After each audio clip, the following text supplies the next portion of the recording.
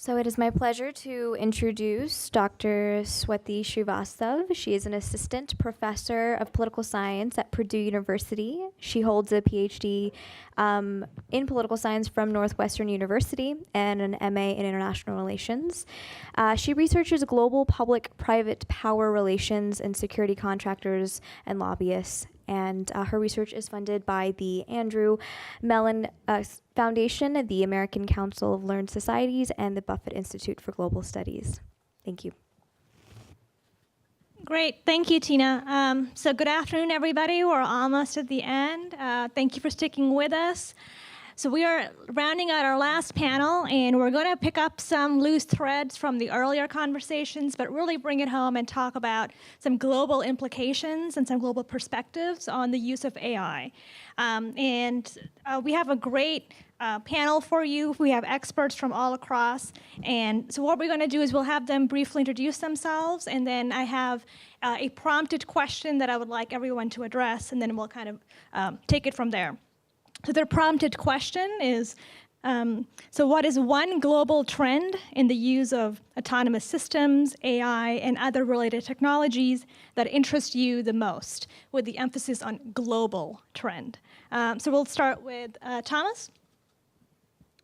My name's Tom Barnett. I did 15 years in national security in the DC realm, and then the last 15 years in technology startups. And I'll reveal my biases up front. I like my business people smarter than my politicians because I don't want to live in China. I want my military not as smart as my politicians because I don't want to live in Pakistan. And I want my intelligence not to be as smart as my military because I don't want to live in Russia. So when I hear about the government struggling to catch up and stay abreast of these things, I'm not that uncomfortable with that reality, because I like our chances in terms of the competition we get from Russia and China to deal with these new technologies and what they're applied to. The trends I'm most interested in is the use of AI, cognitive computing, machine learning, to atomize and control societies. We see China doing this with its social credit system in a very defensive way. And we're seeing Russia weaponize what was originally developed to sow confusion and division within their own political system and assure Putin's party of really strong wins. We've seen that weaponized, exported, used against Ukraine, used against the EU, used against the Brexit vote in Britain, used very effectively in 2016, where they suppressed the African-American vote in a very sophisticated fashion, very sophisticated. Both those countries are interested in exporting those models to countries like themselves. And what we have to offer in resistance to that vision right now in the United States is not a whole lot. And I'll be honest and I'll say, thinking about AI in terms of waging war, I've been involved in those discussions going back a lot of years in the Pentagon. And I tell you, it always ends up with the same sort of imagery. It's a Transformers war over a no man's land, preferably maritime, preferably the South China Sea. And the point of the conflict is our robots fight your robots. We see who's better. And at the end of the day, nothing's really accomplished. Nothing's really achieved in terms of sea control or maritime control. Really, all you're doing is preventing economic exploitation of a region. So I caution against embracing the utility of AI in that big war sense, because I don't think it applies to the system we face now, where almost all the violence is subnational and everything we call war is civil strife, civil war, or regional and great powers intervening in such conflicts. And I think there you actually do see a lot of wonderful application for AI and robotics. It's the small wars that I'm advocating the application for, not the big war stuff, because I really think that's largely pointless as a pursuit. So what we're not doing in the United States is offering a viable model contrasted to China and Russia right now. China very aggressively offensive, China very aggressively defensive. We look at AI and the work I've done the last 15 years, it's all about commercialization, advertising, supply chain management, all sorts of very wonderful efficiencies that make the world very, very amazingly predictable. It's amazing how predictable our world is. So when people talk about chaos and everything going to hell and the world full of conflict, it's just not true. AI has been very effective in those things, but we have not, in a positive way, developed a model of bringing that kind of application into our political and social systems that's admirable, that gives us the soft power and a model we can export and attract other people to right now. Instead, we look defensive, we look confused, and we're the one country in the world that has a sizable population that believes vaccines are bad, creationism is more real than evolution, climate change is a myth. We suffer a lot of weird things, makes us a very easy target for these sorts of campaigns against us. I believe what happens in the next 2 to 3 decades is that the boomers are finally going to move out of power, political power in our system. And I've said for a long time, the boomers are the worst political generation in 100, maybe 150 years in the United States. Just terrible. All the talent in that revolutionary generation went into business and technology, and we got the crap going into politics. Really terrible. And we've seen it in terms of the leadership of the last 20, 25 years. When we talk about the digital natives coming up, millennials, Gen X's, I'm much more optimistic. And when that professor from Notre Dame, her students say, we instinctively reject autonomous weapons, I don't think they need to be educated or have their minds expanded whatsoever.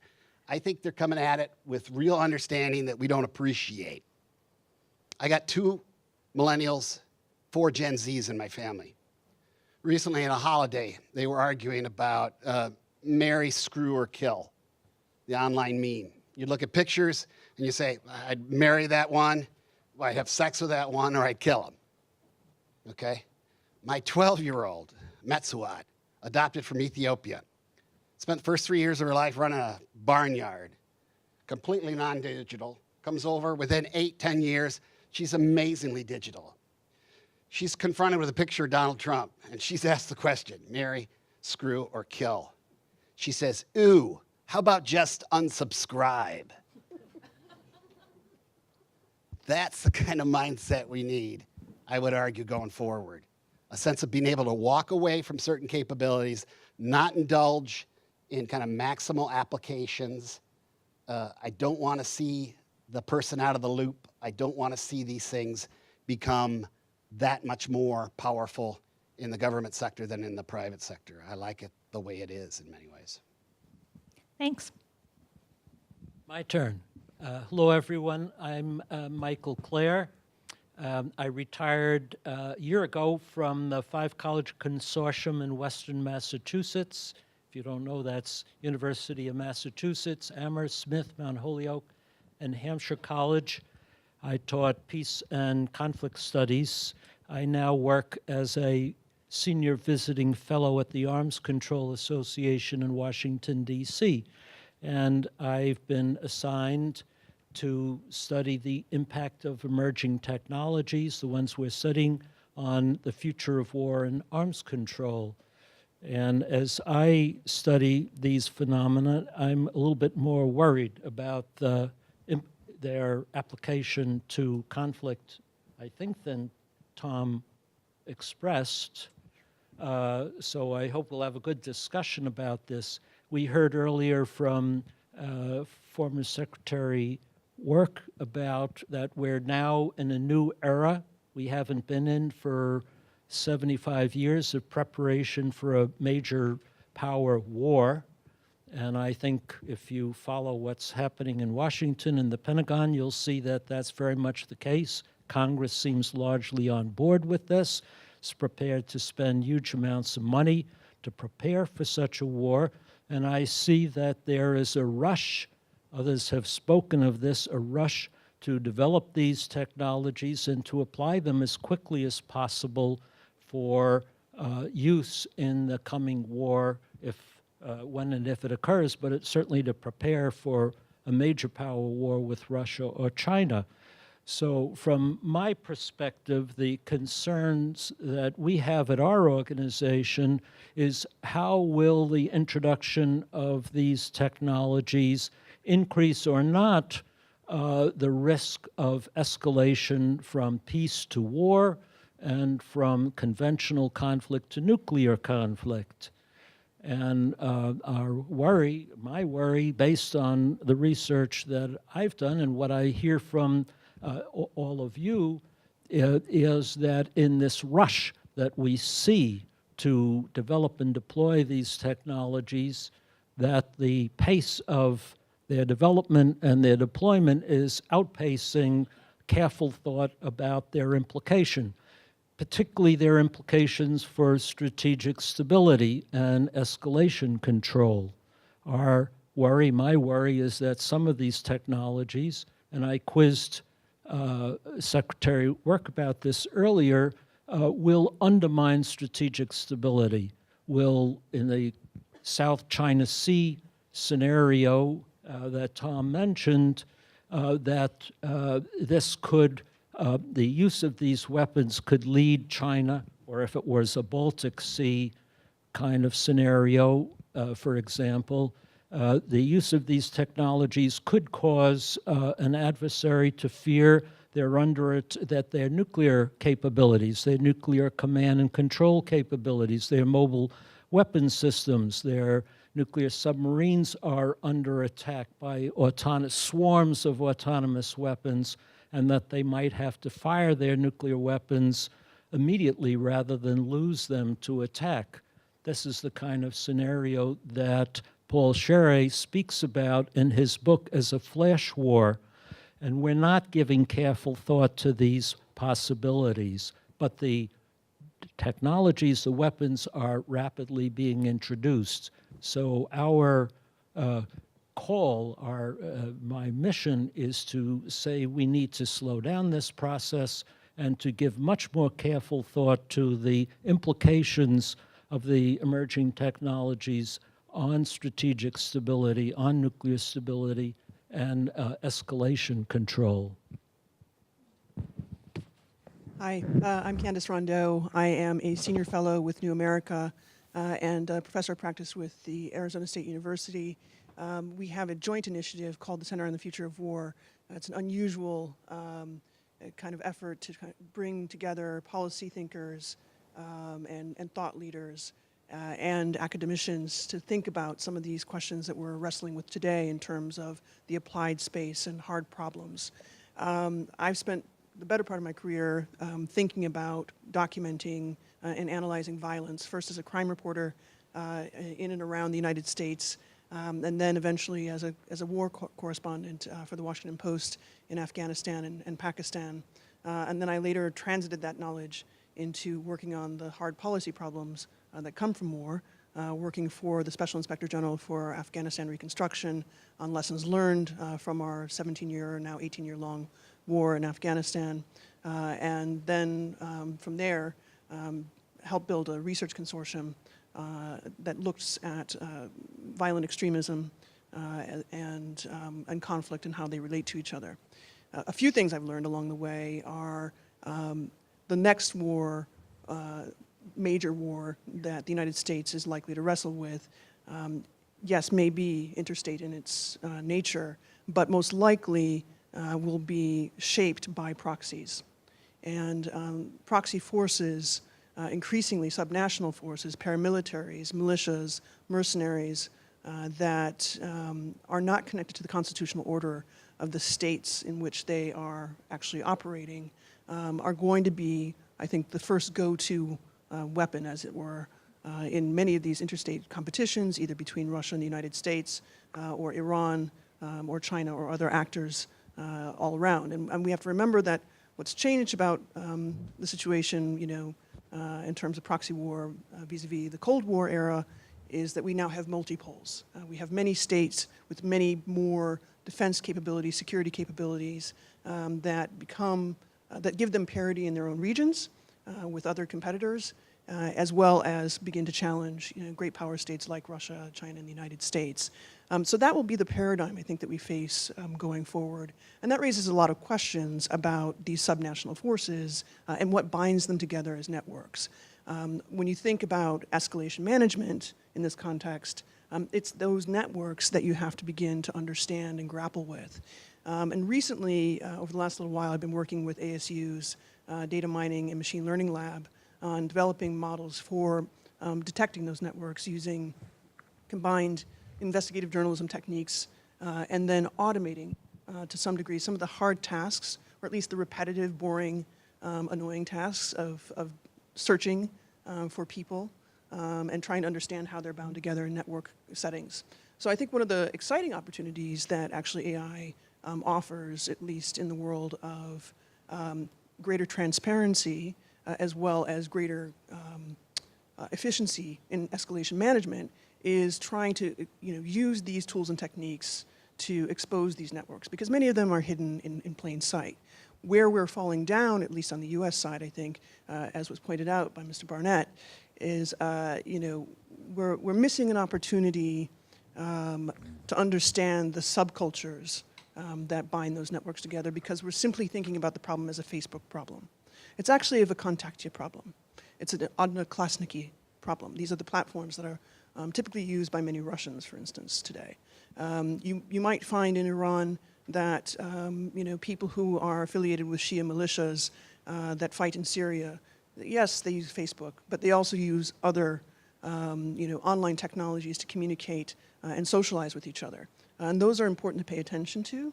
And I think there are ways that we can begin thinking about the problem of marrying investigative techniques in an open source format with automated technologies. I'm Ron Lehman. I'm basically an academic who got diverted by a hot war, then a Cold War, then the end of the Cold War, and then the end of the Cold War. And I must say, all of my life, my academic life and beyond, I've been interested in this question of the impact of changing technology on different societies and cultures, and the asymmetries involved, and how you deal with cooperation and competition to produce better outcomes, in particular for the United States, but hopefully for everyone. The AI issue, like the genetic revolution and biotech, I welcome as a way to take a fresh look at these issues, because to some degree, looking at the impact, particularly in national security, of the Industrial Revolution or the nuclear revolution has taught us a lot.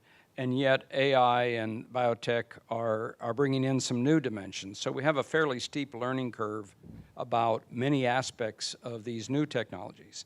And yet, at the same time, as was said this morning, this isn't entirely new. We have a tremendous forgetting curve about how we used to deal with all of these things. And I thought a number of the presentations today highlighted the point that it isn't as if we woke up today and discovered that AI is about to get us and we never thought about it. But it is true that we are not sure how fast and how far it's going to go. One of my favorite heuristic questions is, if you're right at the wrong time, are you right or are you wrong? Well, it depends, but of course, the difference in outcome can be tremendous. Timing is a factor. So I actually am fascinated by the singularity question and transhumanism and all of that at a kind of an abstract level. On the other hand, if you're talking about what does it mean on the battlefield, or how do we approach it from an arms control verification point of view, I'm not worried about that one too much yet. But I will say that one area where I think there may be room for us to weigh and judge is, where are the priorities in having concerns about the implications of artificial intelligence?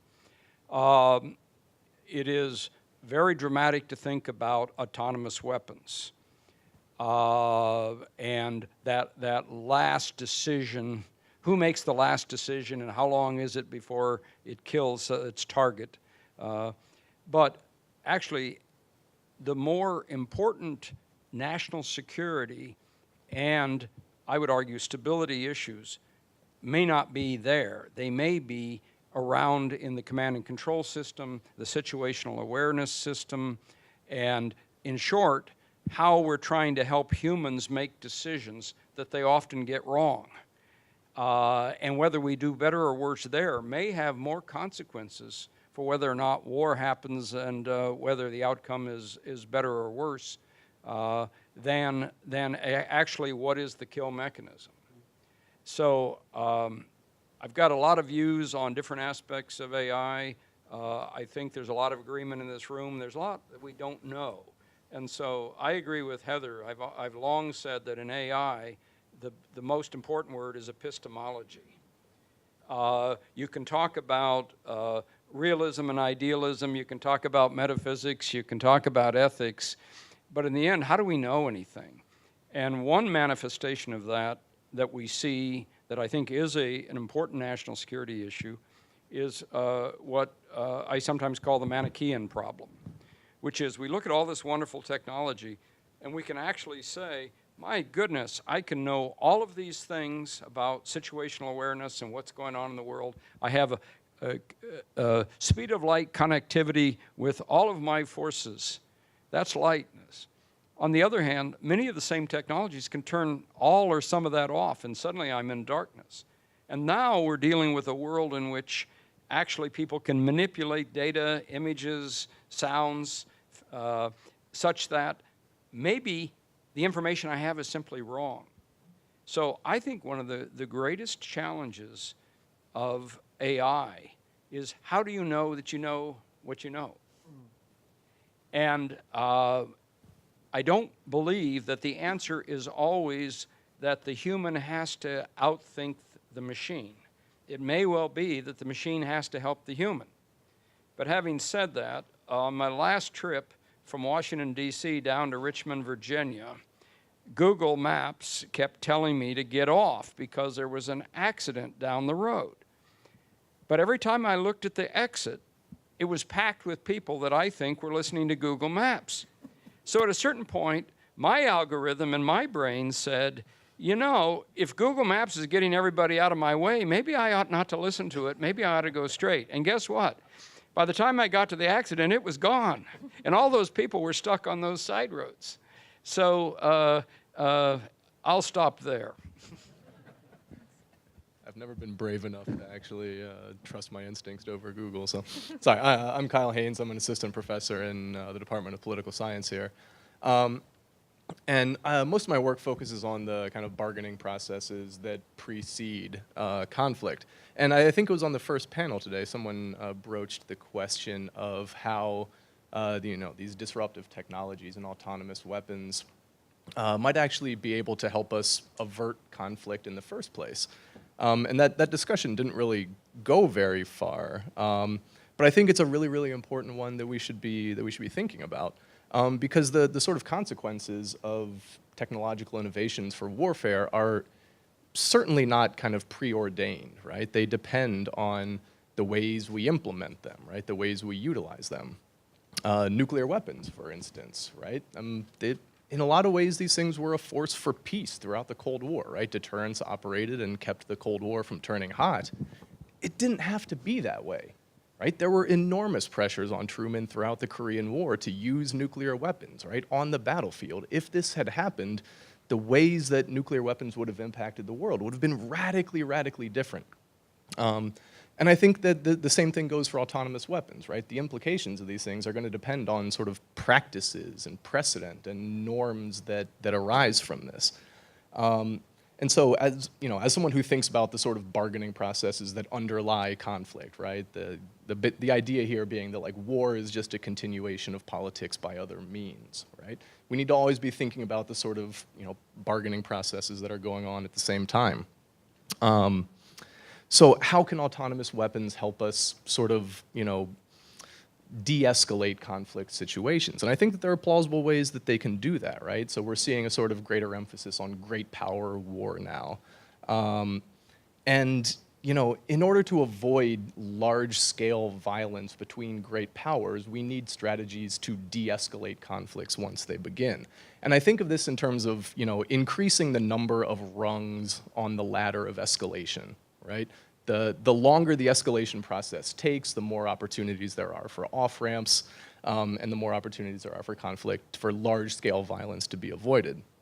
And as we talk about sort of how autonomous weapons might be used, right? A Deputy Secretary Work talked about, sort of battle plans where robots are the first ones into the breach, right? Where in the early stages, I think of what a war between the US and China in the Taiwan Strait might look like, and I imagine a lot of robots killing each other, right? To me, that seems like a good thing. That seems like an opportunity, right? The early stages of a conflict result in fewer human casualties and more sort of robotic casualties, right? This provides a sort of longer time span for negotiations and diplomacy to provide off-ramps before large-scale human violence actually occurs. So, yeah, so I guess the sort of idea that I want to put out there is that the implications of autonomous weapons are not preordained. We need to focus and spend a lot of time thinking about strategies and the ways in which we can use the inevitable development of these technologies in ways that can actually reduce the likelihood of conflicts escalating to the types of violence that we really want to avoid. Great, thank you. So that gave us quite a few things to talk about. I want to begin with thinking about how warfare itself has changed. So quite a few of you talked about this idea of small wars, right, proxy wars. So we talk about Syria and Yemen, two words that haven't actually come up enough today as they should, because those are some of the biggest conflict challenges that we have. These are no longer sort of the old wars that we thought of, right? There's basically, like 7 different countries involved in Syria, right? There's all these proxy battles, Iran, Saudi Arabia, US, Russia. And in some ways, emerging technology has helped sort of make that possible. We also see a lot of contractor forces there, right? So just like the use of contractors have now made fighting in Iraq and Afghanistan possible in a way that we couldn't before, perhaps these kinds of newer wars that we're thinking about are also enabled by technologies. So I'm wondering if we can talk a little bit about when we say the future of war. So far in this conference, we've held that war idea constant, as we all know what we're talking about. But if war itself is innovating away, right? What are the parallels between warfare changing in Syria and Yemen? And do we see links between that and technology, right? I guess that's a question I have to pick up. Yeah, I mean, I think it's been fascinating to look at the scholarship on Ukraine and Syria in particular, right? Those are 2 examples where you have blended forces, volunteers, mercenaries, militias, paramilitaries, who ostensibly have an arm's length relationship with principal sponsors somewhere in a competitor state, right?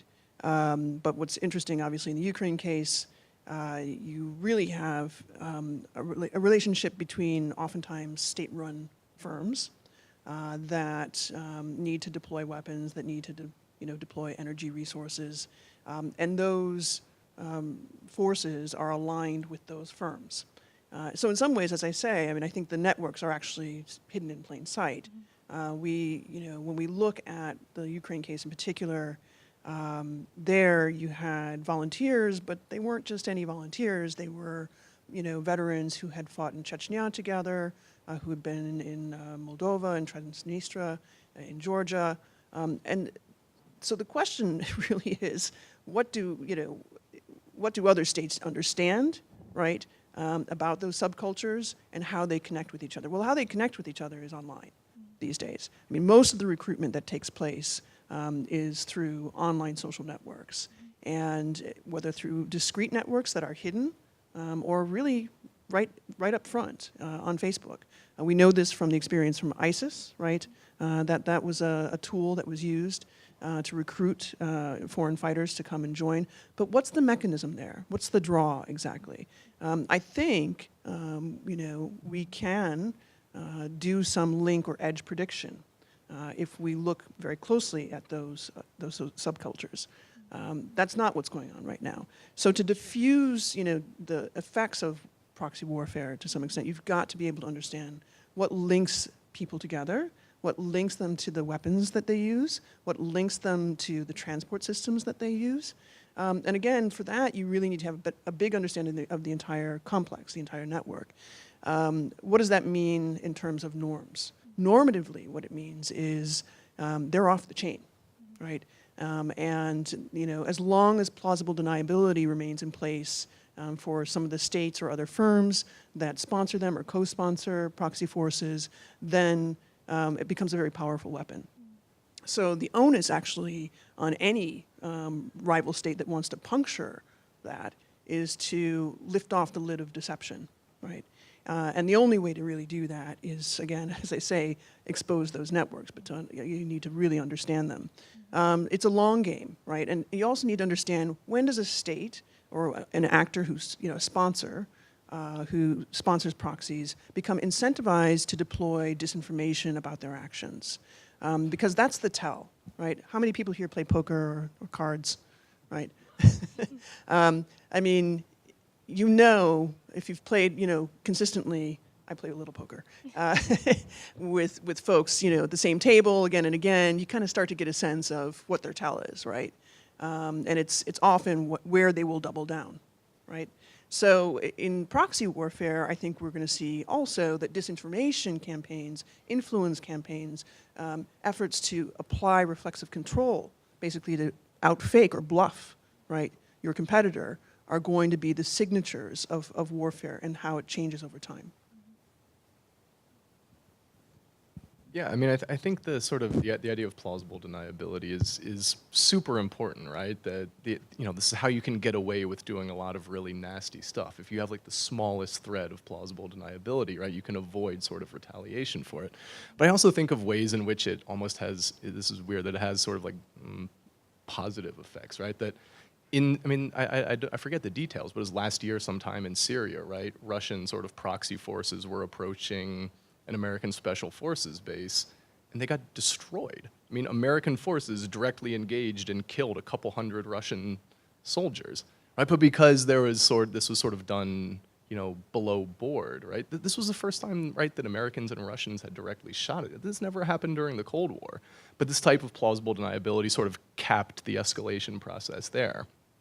If this had happened in Berlin in the 1960s, there's a good chance it would have led to a nuclear exchange. So yeah, I don't know. I find this idea of plausible, I just wanted to pick up on that, right? Because I think this whole concept is like incredibly important in how it sort of operates in, in the environment that we're dealing with now. I feel compelled to mention that the day that happened, which was February 7th of last year, and nobody knows whether it's 200 or 300 or 600, and there are all kinds of different rumors. But what was interesting about that, actually, a little noted fact, was that, on Vkontakte, the main Russian platform that's used widely, I think it's like something like 500 million users, so it's basically the Google of Russia, basically, or the Facebook of Russia, absolutely lit up, right? Amongst all these militarist, nationalist groups that adhere to different stripes of Russian nationalism and neo-imperialism, you saw, the board lighting up on the rumor mill, essentially. How many actually were killed? And again, that's just sort of one of these examples of a missed opportunity, because there really isn't any plausible deniability anymore, which is very problematic, right? Because then you have this problem of attribution and accountability. What do you do when it's kind of a company, but maybe a state? Who do you hit back at? And if you can't hit back, then how do you diffuse? Great. So I also want to talk a little bit about any global arms race, right? Like whether or not it's even going on, like what that looks like. So we've brought up Russia and China a little bit before, and whether or not there is a great power war, possibly going on. So how many of you think, raising a hand, that there is currently an AI global arms race going on between the U.S. and, okay. And how many of you are skeptical about this actually happening? I just don't think it's coherent. Right. So maybe, Michael, do you want to talk a little bit about why you think there is one, and then Tom, you can talk about why maybe there isn't. It may not be coherent. I go along with this. And when I say, and I extend not just AI, but automated weapons and other advanced technologies. I say that because arms race, in my mind, is a political effect. And I say that because if you see what senior government officials are saying to members of Congress, our members of Congress, as to why they should take our money, taxpayer money, and to spend it on these new technologies. They say it because the Russians are doing it and the Chinese are doing it, and if we don't, we will be at a disadvantage in the future war. Not because we need these things or because they'll provide us with a particular advantage, but because they're doing it and we're falling behind. And just in the past few months, when the acting Secretary of Defense and others below them, the commanders of the regional commands, have been testifying before Congress, they've been saying repeatedly that we are behind in AI, we're behind in automated weapons, we're behind in hypersonic weapons, and therefore we have to spend a lot more money to buy new things so that we will not be behind them in the next war. So I call that arms racing behavior, and it means we're not giving a strategic reason for doing things. We're not thinking about the consequences. Tommy, agree with that? Sort of. We went through a protracted period of high operational tempo connected to the global war on terrorism, small wars. And in that decade-long process, the big war forces, blue, Navy and Air Force, were starved. And so when Obama came in and said, I'm out of the global war on terrorism business, he has to pivot the Pentagon's attention. He does that using that term to Asia. We took the eye off the ball, that is China.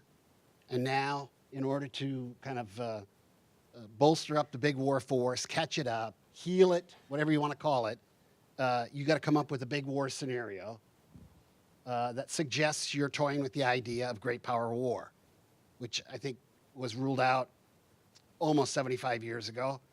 I think nothing has changed on that basis, and that this periodic toying of the idea of having controllable great power war with another nuclear power is as nutty now as it was back then. I agree on the concerns of the accidental escalation. So I don't think I'm far off from what Professor Klare is saying, actually. But I think this is a self-generated requirement in many ways. And I'm not buying that we're behind the Chinese on AI or force planning, force structure planning. I spent the last 3 years working for a Chinese military experimental think tank, and despite what I hear from the intelligence community, I got to tell you, their planning sucks. It's terrible. This notion that they think in terms of centuries and all that stuff is just pure bunk. And we really endow them with a lot more intelligence than they have. I mean, their own planners will tell you, we walk around and get a list from everybody, every unit, and then we staple them together, and that's our force structure plan. And they're so fixated on the South China Sea, when the truth is, it's their exposure in terms of resources coming out of the Persian Gulf. That's their real danger.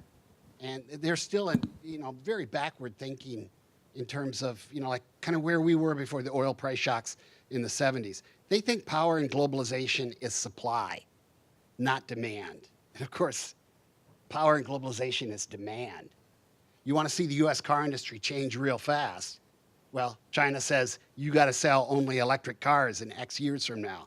That's going to change everything because China's twice as big a car market as the United States. That's real power. That shifts things around the planet. This thing where they worry about, we're going to cut them off and stop oil from going through the Straits of Malacca. I mean, that stuff, operationally, it's just nutso. I mean, it just can't be done. And I really resist this temptation to go down this pathway. The whole, what was it, that strategy, anti-access area denial strategy, was it CB, Center for Budget and Strategic, whatever? Strategic and budgetary assessment. Yeah, they came up with that great scenario. It was like 75 pages long, I remember it, They had us bombing Walmart container ships on day 72 in this process. I mean, it's just too fantastic for words. The planet couldn't get along with that kind of interaction with the Chinese economy for any length of time. Because the Chinese economy right now is what the US economy was to the global economy 20 years ago. The strength of Chinese consumption is everything for stability. Mm-hmm. So I'm not buying the arms race. May So, yeah, please. I'd just like to make a brief comment.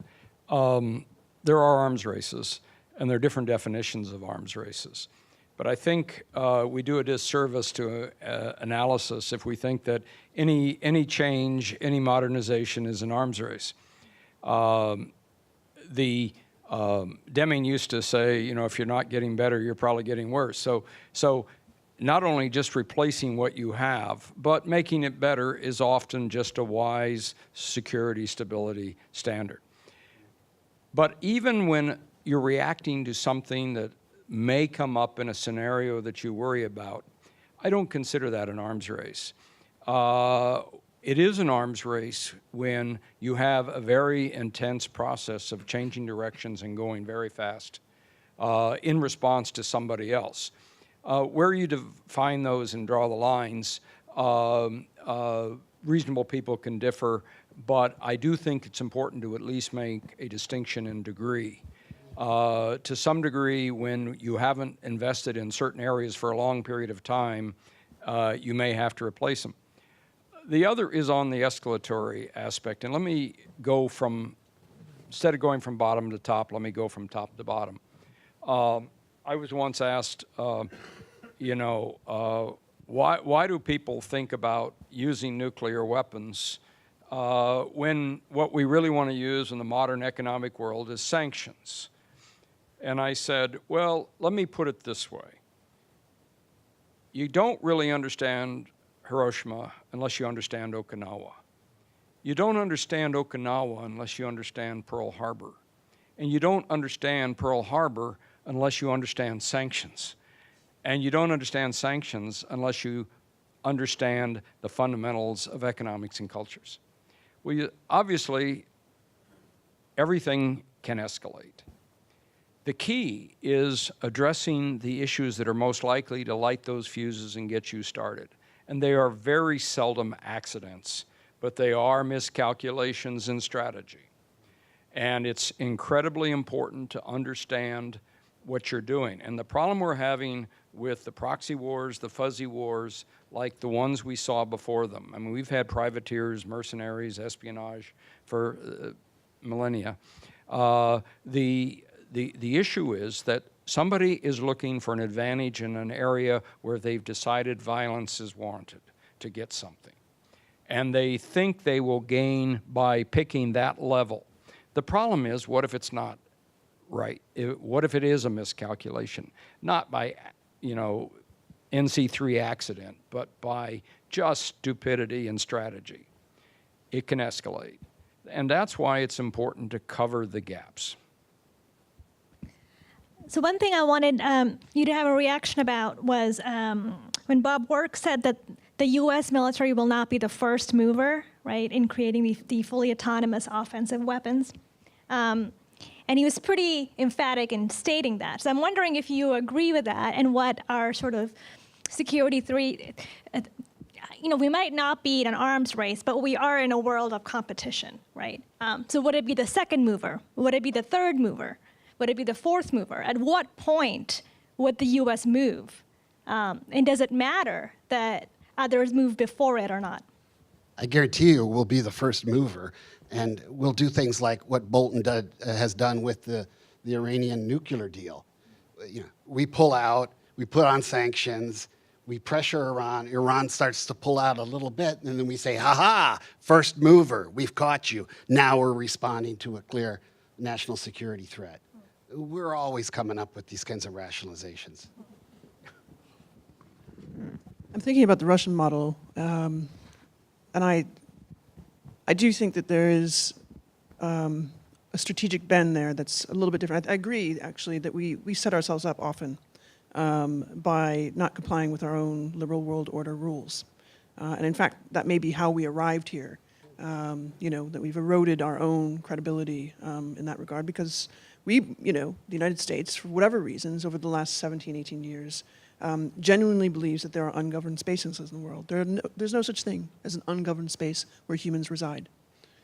There are spaces where the rules of governance differ from those in the United States and elsewhere. But there's really genuinely no such thing as an ungoverned human space.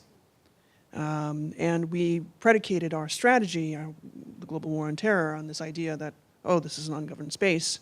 We need to get in there and try and control it. And that was a huge strategic error. I think actually, Russia has made the same mistake in Ukraine. But the difference in terms of the long kind of history of strategic thinking in Russia around the deployment of a fully autonomous system is that ultimately they'll try anything that gives the impression that they are the best. They're very committed to the race with the United States in particular, less so China. And that commitment, I think, certainly suggests that if they're not the first mover because of our own strategic flaws within our thinking in the United States, they certainly would be the second, if not the first. I think that you have to, first mover and autonomous systems has to be seen in a larger picture, and Paul Sherry did a very good job of getting us started on this. But what the U.S. military is looking at is not sending as everybody says, a widget or a robot into combat. It is thinking about sending in multiples of autonomous vehicles. They could be aerial, they could be on the ground, they could be underwater, that are connected to some degree to a human operator. The Air Force is looking at sending an F-15 with what they call a loyal wingman. They're going to test this with one or two, but then multiples that will penetrate enemy airspace. They'll be unarmed, they'll be droned, not unarmed, they'll be uninhabited, armed fighter aircraft types. They'll be capable of all kinds of lethal missions. Will they be fully autonomous? Not exactly, but sort of. But the whole system in which a human operator is penetrating enemy airspace with all of these other drones armed that are capable of multiple missions, which will threaten Russia or Chinese command and control facilities. Russia and China are not nearly advanced to be able to do that sort of thing. And they are terrified of this capability that the U.S. is developing because they see that their ability to conduct sustained operations is put at risk. They see that their key network nodes are at risk from these masses, swarms of very intelligent semi-autonomous or autonomous systems. So in this sense, the U.S. really is a first mover. Yeah, and I think, hearkening back to what Dr. Work said, that whole anti-access area denial, I mean, that whole concept is predicated on how dare you mess with our capacity to decimate you in your homeland at an instant's notice. Yeah. If you do anything that comes after that capability, my God, that is provocative. And you better watch yourself, buddy. I mean, that standard is amazing. I mean, I've actually had, conversations where, China's got such a tremendous geographic advantage when it comes to Taiwan. And I'm like, holy cow, if we'd only thought about that beforehand, we could have put Taiwan off our coast instead of leaving it with China. I mean, our standards are amazing. I can't help but respond. Living on the West Coast, I live in Silicon Valley. I spend a lot of time on Castro Street and Mountain View, which is increasingly known as Google Town. Let me give you a West Coast perspective. Every time you go out to Paycom, you get the impression that they've got a new strategy. It's called Out of Harm's Way, defending the fourth island chain between Farallones and Santa Catalina, and they're going to hide the carriers behind Alcatraz. I think there is a danger in overestimating near-term threats. Having said that, let's take a look at where technology is going. And I think one needs to understand something, which is the globalization really has had an impact on the S&T cultures of a number of societies. Some have not been able to step up to it quickly. All have been a bit slow. You go to Munich. For years, they said they had a Silicon Valley, but it was clear they didn't. Now they have a very good high-tech capability. You look at China. The conventional wisdom was it's all basically replicative and plagiarism. No, you look at it now and look at who's citing Chinese articles, you're discovering that there's incredibly innovative, creative work being published in the best journals, best peer-reviewed journals. It's growing. But go back to the Cold War and take a look. When we finally saw and got to see on the inside what was going on in the Soviet Union, in some cases we were not surprised at all, and we were shocked by how shoddy and poor things were. In other ways, we were absolutely amazed that they did things differently than we did. They did it better than we did. And with their command economy, they may not have done it efficiently, but they did it.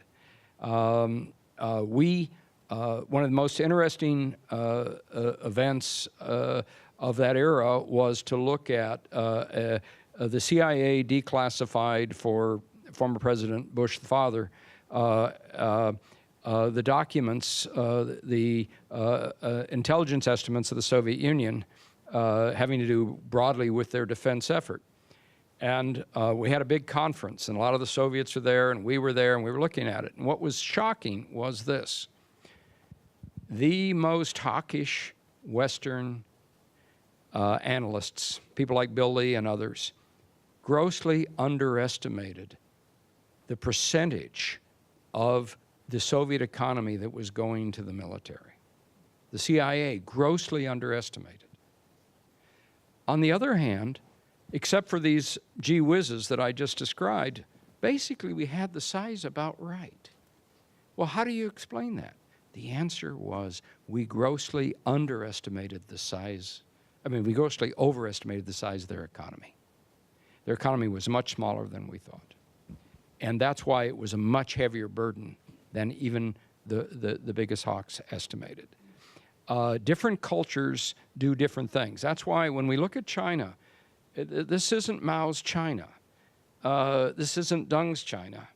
But it's a China that's part open, part dynamic, a very important part of the global economy that basically still has a single-party authoritarian system that puts national security first, as it probably should, but has taken a certain ultra-nationalistic approach.